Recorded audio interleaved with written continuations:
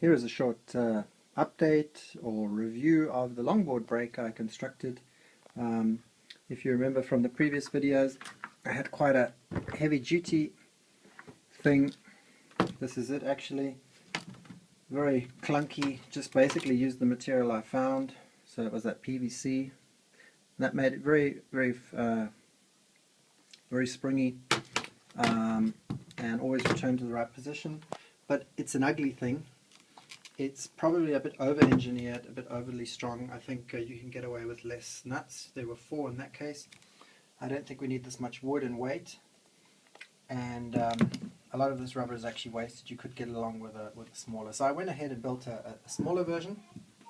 Basically, I took this piece of PVC and I cut the borders off and cut it in half, and ended up with 2 strips that look like this.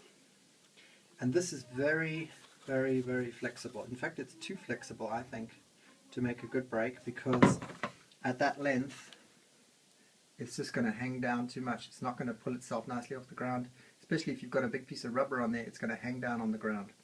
So in order to make that a bit more rigid, I took the borders and stuck them on.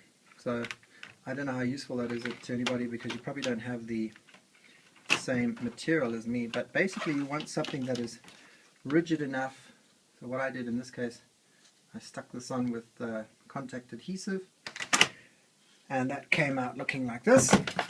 It's black, so I hope we can get a decent look at it. I've painted it black now just to get a good look, a better look than white. So it's all about aesthetics at the moment. But you can see it from the side, it's just stuck on there.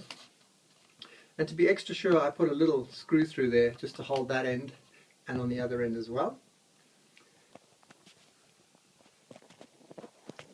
And that seems to work pretty well. As you can see, it's springy enough to go back to its original position. And that's the one major difference. So basically, only 2 screws holding it. I recommend going with wing nuts, because there may be times when you want to take it off quickly. You don't have any tools, and wing nuts are nice to take off really easy and really quickly. Still got rubber on there. Now you've got to play around with where the rubber is and where this shaft is. You'll find if you put the shaft too much forward, then this part hits the road very early, doesn't do any braking. And then once that thing moves down a bit, you get a huge surface contact at the same time, and it's sort of, it can, what's the word, vibrate a bit much, so it bites too hard. So you really want to fine tune this, and because you drill the hole once, you can't really play around with that. So what I played around with was positioning these nuts. So I initially had this thing a lot more forward, and then I moved it back, and I had it forward or whatever. But you can cut this and play around with that, play around with the position of the rubber as well.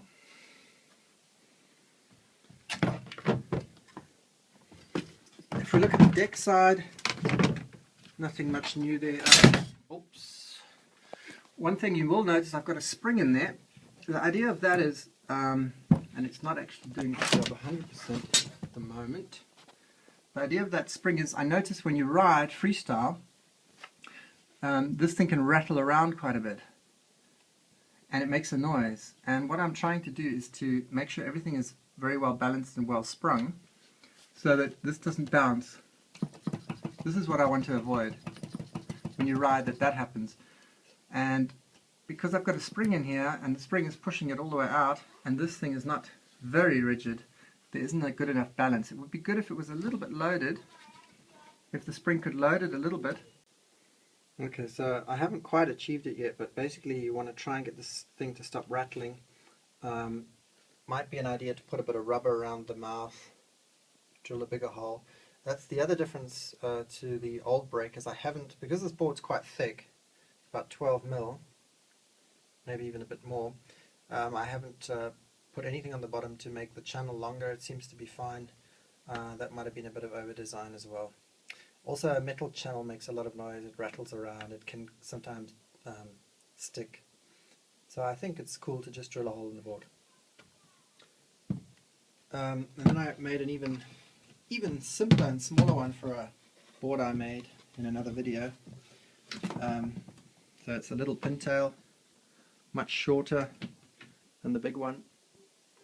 And there I only used the border of that PVC material and a tiny little piece of plywood and one of these bolts I had lying around, no spring. Put a bit of tape around there just to keep the thing low enough. You'll find if it goes too high, it gets stuck in the bushings. So you want to keep it at a position which you determine, and you also don't want this thing to be sticking out too high out of the board. It actually gets in the way quite a bit if you're trying to free ride. So you want this thing to just do its job.